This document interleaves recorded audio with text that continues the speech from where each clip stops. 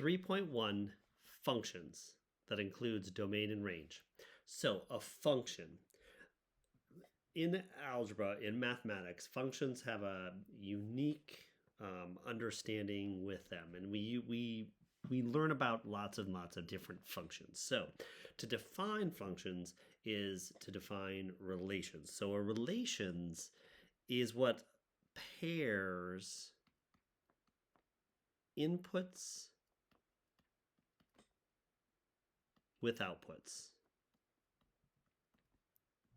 So it's just basically any coordinate pair and any groupings of inputs and outputs. So that's kind of the general overview. Now, more specifically, in relations, there's a more specific group we call function, and they have a very specific. So each input has exactly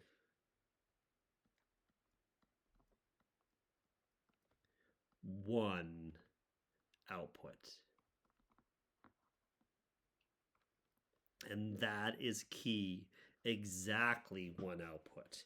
Okay, and so not all pairs are functions. So there's an easy test. Now, some people do a really good job of understanding this wording.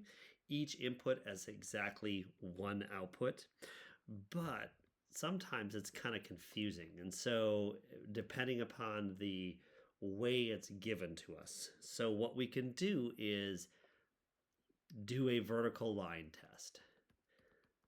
Vertical line test. And this is an actual justification. It's sort of like up there with the distributive property.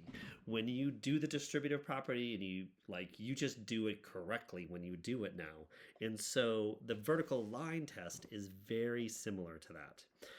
It is a justification why it is a function or not a function.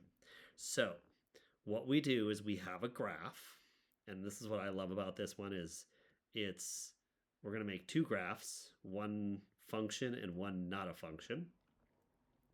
And so when we first start with it, what we're going to do is put some points in. Maybe one here, here, here, and then let's put one here and here. Now, this one we're going to do very similar, except when we get to here, we're going to put 2 points going that direction. So what we do is when I put this on my paper, I usually take my pencil and we always start from least to greatest, just like we read. So starting with the least numbers and going to the greatest numbers. So what we're going to do is do a vertical line test. So this first point, when we hit the first point, I kind of stop and go, is there exactly one output for this input of a negative number? Yeah, there's only 1 point. So we're good. Right now it looks like a function. So then I continue it on and hit the next point. Does this input of x is, I don't know, -2 or -3, something, that input have exactly one output? And we're saying, yes, it does. So still looking like a function. This input has exactly one output. And when we get over here, what happens? This input of, say, I don't know, x is 4, has two outputs. So this is what I call a repeater. It repeats. This point repeats, or the number repeats. So this is not a function. We call it a relations because each input does have an output. So, but it is not a function. And the reason why it's not a function is these 2 points do not pass the vertical line test. So now if we go and look at this one, so let's say that this horizontal, the y values are exactly the same, But that's not what the vertical line test. The vertical line test is not horizontal. It is a vertical line test. Basically, it's asking, does this input have exactly one output? And yes, it does. Now we go to the next one. This one also does. Go to the third point. This one does. So basically, these vertical points that are by themselves they're always going to be a function-ish. But here it's when we find those repeaters. And this one, even though the y values might be the same, the x input has exactly one output. So this is a function. Now, it is also called a relations because this input, all inputs have outputs. But more specifically, we don't say it's a relations. We call it a function. This one is a relations. This previous one is a relations because we can't call it a function. We can only call it a relations. But basically we say not a function. So now when we go to graph these, what we want to do is look at, or if we're given, and what makes it more complicated is we're given it in different formats. So I'm going to keep that one up there. Points. Just straight up points. So for this first one, if we're given 1, -1, 2, -3, 1, -2, 1, -4. Now, is it a function or is it a relations? Well, both are relations, so is it a function or not a function? And so just at first glance, and for me, each input has exactly one output. Well, it's hard to tell for me. Like for me, I have a really hard time with that wording. Just some people really get it and they can just go, yep, each input has exactly one output. But for me, I go to a graph. So, and I don't make a big graph. I just make a thinking graph. I just kind of use a thinking bubble. I don't even put arrows on it. I know in my example I put arrows, but here I just put the points that I need on my graph to determine if it's a function or not. And what determines it is those repeaters. The repeaters are these over here or these. So some of the repeaters are functions, some of them are not functions. So it really depends. If they're vertical of each other, then they're not a function. If they're horizontal, like next to each other, but on the same level, it's a function because that each input has exactly one output. So looking at these, I'm thinking, oh, this one has a 1, this one has a 1, and this one. Those are my repeaters. So I only have to graph 2 of those. I could graph all 3, but I just need to know if 2 of them are vertical each other or horizontal of each other. So let's plot those 2 on the graph. So 1, -1 is down here, and 1, -2 is here. So that tells me because they are vertical, does not pass the vertical line test, so not a function. So that tells me I don't have to graph all the other ones like the 2, -3, because that would have been these ones on the left, just would have been by itself because it's not a repeater. So if we take a look at another set of points, let's label it 4, and we've got 2, 4, 3, 5,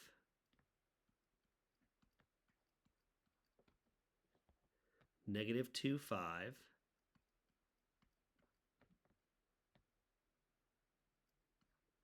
and -3, 3. All right, so is this a function or not a function? So here I'm gonna make my thinking graph very quickly. Now I'm gonna look for my repeaters. So my repeaters, I saw there were 5s that were the same. So I'm going to plot those. These other 2 points, I know that they're not going to be any repeaters, so I don't have to even graph those. So 3, 5 would be somewhere up here, and -2, 5 would be over here. So this does pass the vertical line test, so it is a function. And I'll just write function.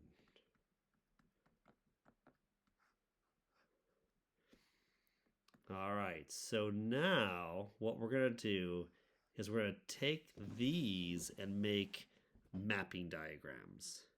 So a mapping diagram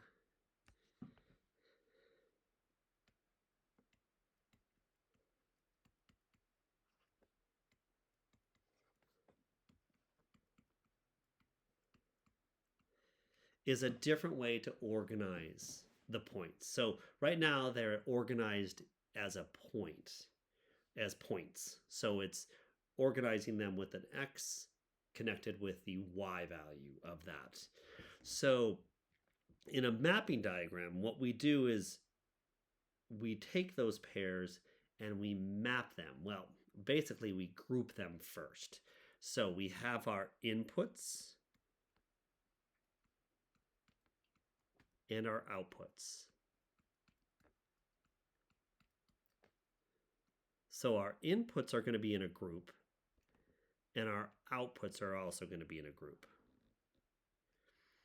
Now, when we put them in there, we're not going to have repeaters. We're not going to write them again and again.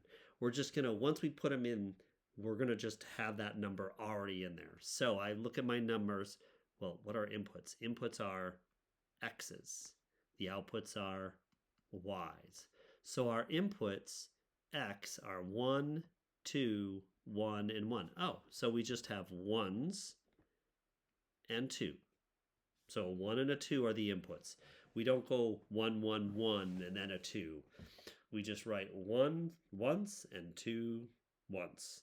And how we're going to show that is the connection between the inputs and outputs here.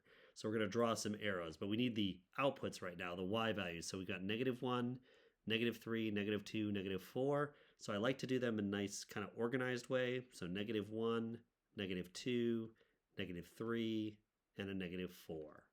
So there's one of each of those in there. So now the mapping part, this mapping part right here, is the arrows, the connections. So this coordinate pair, 1, -1, 1 maps to -1.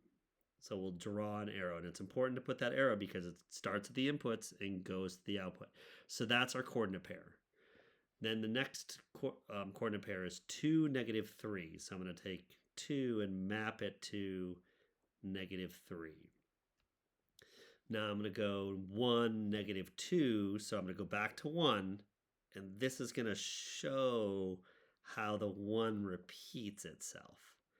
So, and then the last one is 1, -4. So 1 maps to -4 down here.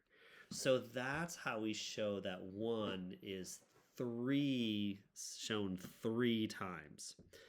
Now, let me cover up that coordinate pairs. If we were given this mapping diagram and asked, is it a function? And we would go, I don't know. But what we can do, again, using our vertical line test, or if you understand the words, each input has exactly 1 output. And for me, I have a hard time with that again. It's that vertical line test and the repeaters, we want to find those repeaters. And the repeaters are the extra arrows. So like, I'm not going to look at the 2 because the 2 only has 1. My repeater is the 1. So I'm going to plot over 1, down, -1, over 1, -2. And that repeater tells me that it failed the vertical line test, so not a function. So because the question was, is it a function or not a function? So we're going to state not a function. I know it's a relations, but I'm going to state not a function. Now, number 6, that's going to be this other coordinate pair, this other set. So I'm going to make a mapping diagram of that. So I can move input, output. We can actually list those with the very shortened version. So inputs, outputs, we do need to have a circle around it because it is a group of inputs. So we've got 2, 3, -2, and -3. So I'm going to start with -2. Oh, I should start with -3, -2, 2, and 3 in a nice organized way. So now my outputs are 4, 5, and 3. So 3, 4, and 5. Now my mapping part is the coordinate pairs. 2 maps to 4 with an arrow. 3 maps to 5 with an arrow. -2 maps to 5. And -3 maps to 3. All right, so my next question is it a function? And you probably saw the answer, but what I want you to think about is those repeaters. Now, some of you are thinking, well, one input does have exactly one output. You can use the words as long as you remember them. But for me, that vertical line tests for that repeaters really helps me organize my thinking. So my repeater is that 5. See how both arrows come to 5? So I'm going to plot -2, 5, and 3, 5. Right about there. Oh, so it does pass the vertical line test. So I'm going to write function, and it is a function. So now what we're going to do is look at the domain and range of these. So the domain of this, so 7, domain, range. Really, what we've already kind of talked about the domain and range. It's just the new wording that we're using. The domain are the x's that we use, and the range are the y's, or inputs and outputs. So they have different names in different groupings that we use them in sometimes, but we use domain and range in algebra a lot. So output here. So in our first grouping, the domain of our first grouping are kind of what we put in for the outputs or the inputs. So the domain, not coordinate pairs, are 1 and 2. Remember, we don't list them multiple times. We just list 1 and 2. We list them once. Now the range are the y values. So the y values are these outputs right here that we listed. -1, -2, -3, and -4. Well, technically they should go in order from least to greatest, and negatives are a little tricky, so it should be -4, -3, -2, and -1. So those are the domain and range for number 5. Domain and range, coordinate pairs. So the domain and range for number 6.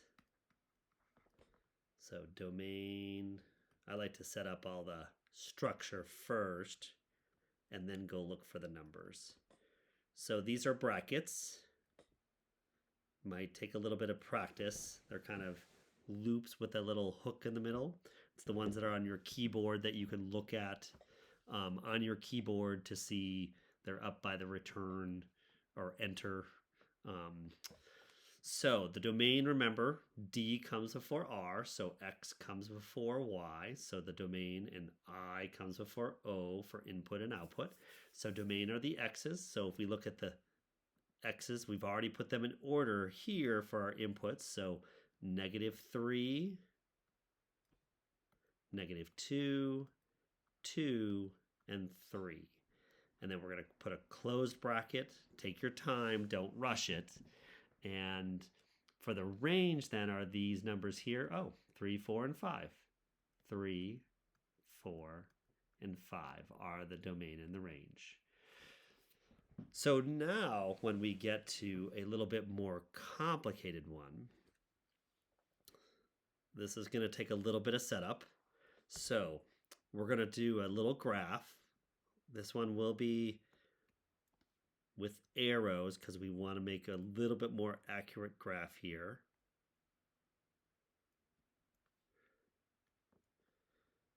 We're going to do 1, 2, 3 on each side, 2 on up and down.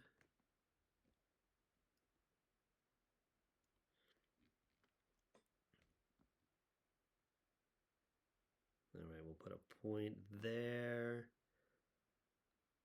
point here,